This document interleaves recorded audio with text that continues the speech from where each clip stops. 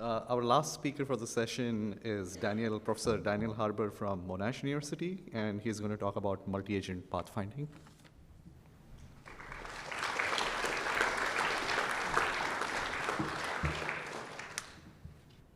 G'day, my name's Daniel, which is the go forward button. Aha. I'm a senior lecturer in the Faculty of Information Technology at Monash University. My background, unlike many people here I notice, is computer science and artificial intelligence. So I'm not a roboticist. But what I do get to do all day long is think about pathfinding problems. I think about pathfinding problems in the context of single agent search, multi-agent search, and I get to consider a variety of different and interesting application settings. So computer games, robotics, transportation, and logistics. And so my plan for today is to tell you about some of the exciting things that are happening in the area of pathfinding search. But I want to preface that by saying everything I'm going to tell you about is joint work between Monash University and the University of Southern California. So we have a very vibrant, active research collaboration that we've started maybe 18 months ago. I'm working, so we're working with a group of Sven Koenig at USC. And so what I wanted to say was that these two groups are very different, right? So on the Monash side, you have combinatorial optimizers. You've got people constraint programming, operations research background, whereas on the USC side, you've got people who have a much stronger heuristic search flavor and who are more motivated to think about things like motion planning.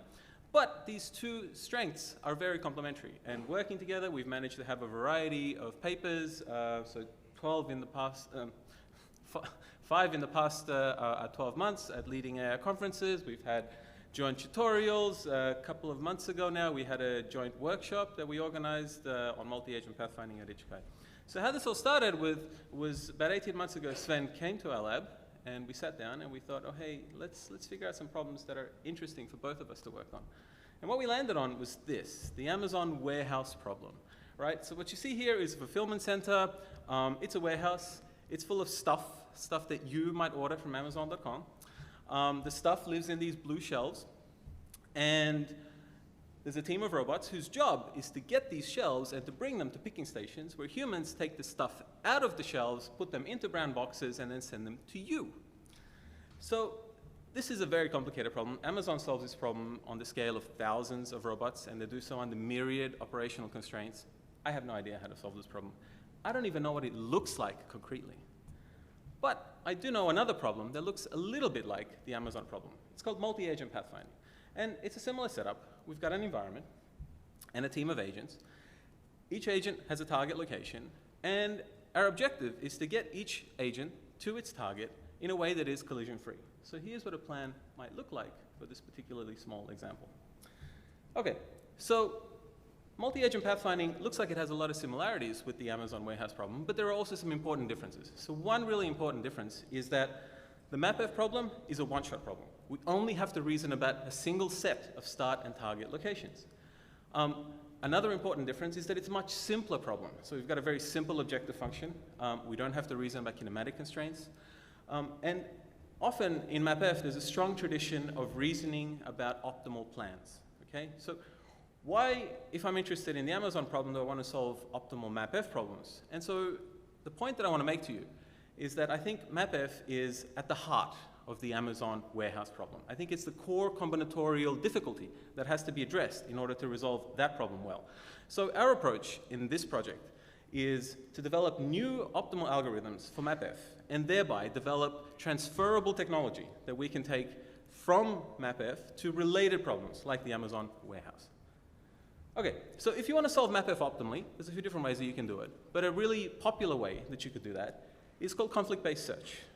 So if you were at the talk from Ajay Yang yesterday, she mentioned conflict-based search. I just want to give you a small example to know how it works. So it's a very straightforward branch and replan strategy. In the beginning, every agent has its own individually optimal path, and then CBS looks for collisions.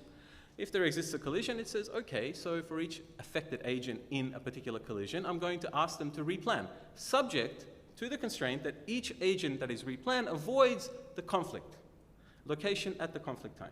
So we might want to replan the blue agent. We just have to avoid the conflict location with red. So here's a path that does that. Unfortunately, this new path is still in conflict with the red agent. So there's more work that we need to do below this node before we find a solution there. But that's okay. Maybe we still have hope. let's try to replan the red agent.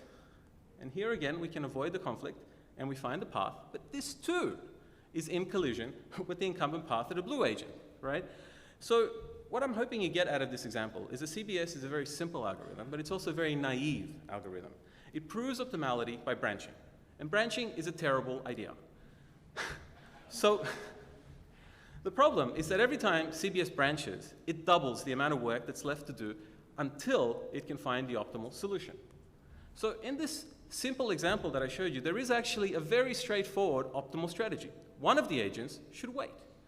But CBS has so much trouble with these kinds of problems because of something called rectangle symmetry. So now we're getting to the exciting new stuff that I promised you is happening in multi-agent pathfinding search. So rectangle symmetries basically say, look, every optimal path for the blue agent is in collision with every optimal path of the red agent. And this yellow area that I've represented here is all of the places that these two agents could possibly collide.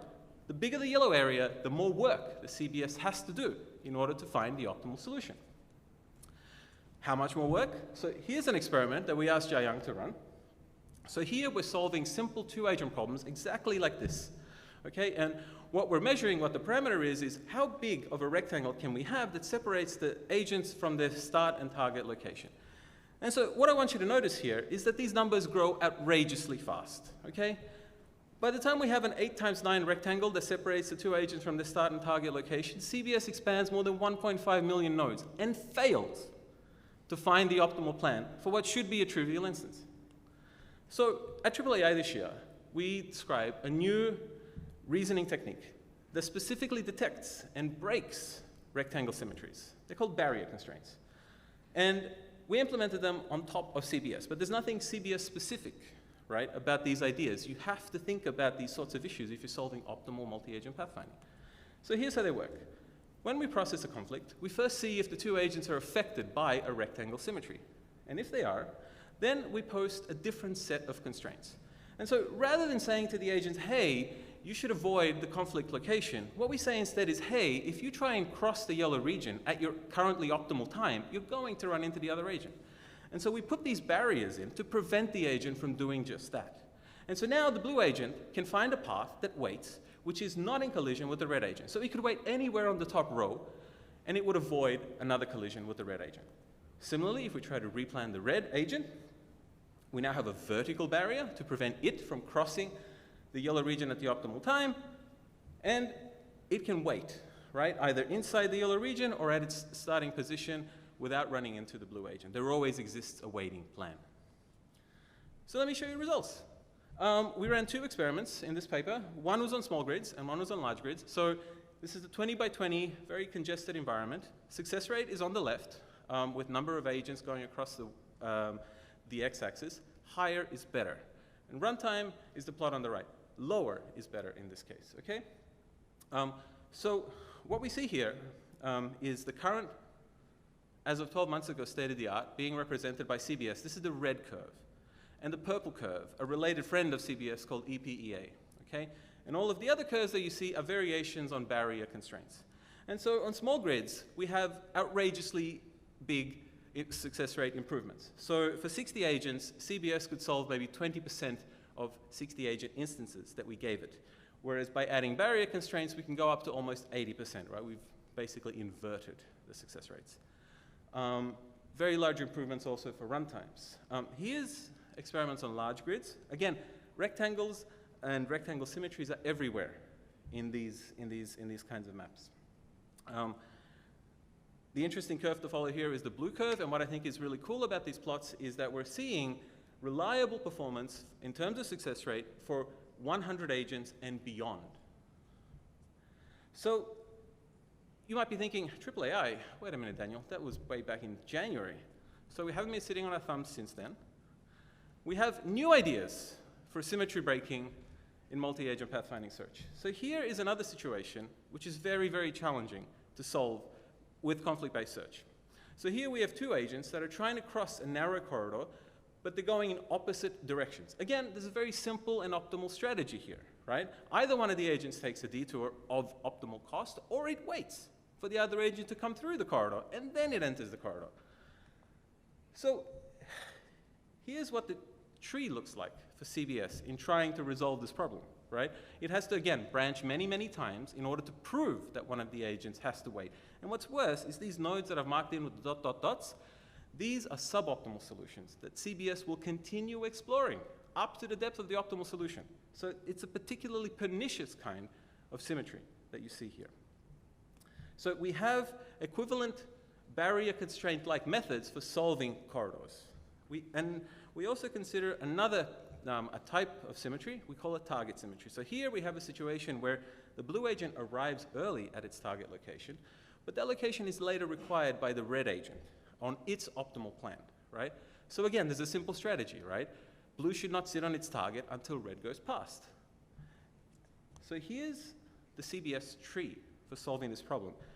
And it doesn't look so bad, right? In particular, we have a goal node right at the top. But this goal node is a path where the blue agent sits and waits. So it has a much higher cost than on the other side, which is where we simply try to replan the other agent. And so what happens is that CBS will dive down the right branch, trying to prove that it doesn't need to expand the solution that it already has in hand. So this is terrible for CBS. And we have, again, new constraints for dealing with target symmetries. So here is upcoming results from an exciting new paper, which you can hopefully read in the very near future. So here, I'm just showing you success rates. And we ran experiments on a variety of different domains. You can see in the corners what the individual maps look like. Small warehouses, large warehouses, all kinds of grids, synthetic, and ones drawn from games. And so, okay, here, the state of the art is represented by barrier constraints as at AAAI. This is the blue curve, all right?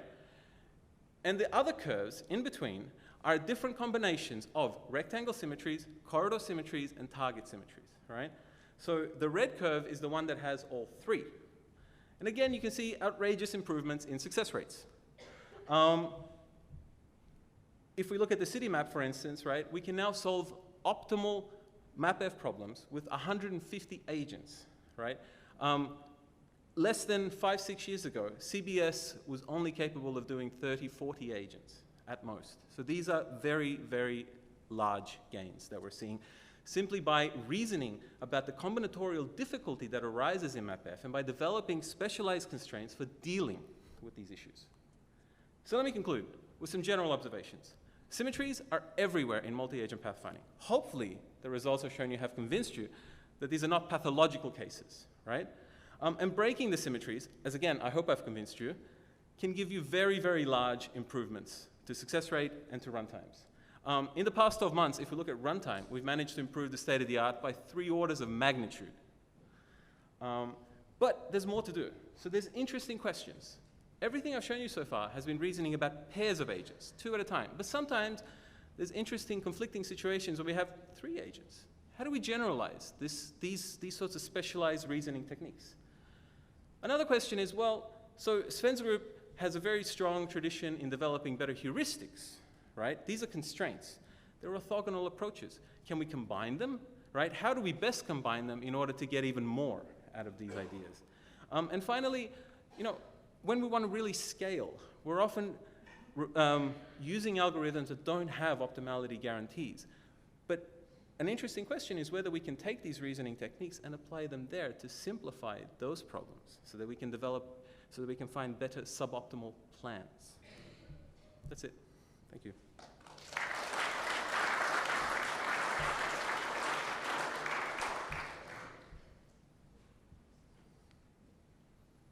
Questions?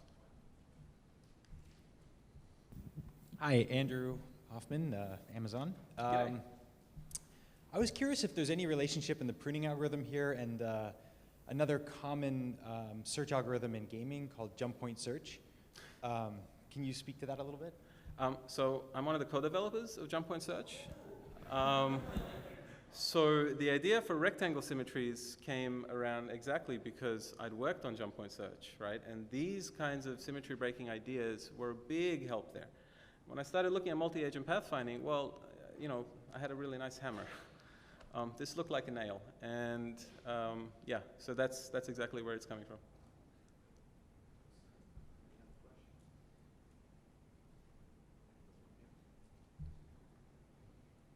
I'm Andrew Tinka, Amazon Robotics. G'day. The rectangle symmetries seem to like flow really closely with the being on the connected foregrid. What might symmetries look like in other kinds of spaces or other graphs? So, good question. There is a little bit of work in the paper where we describe rectangle symmetries, where we try to reason about MDDs, right?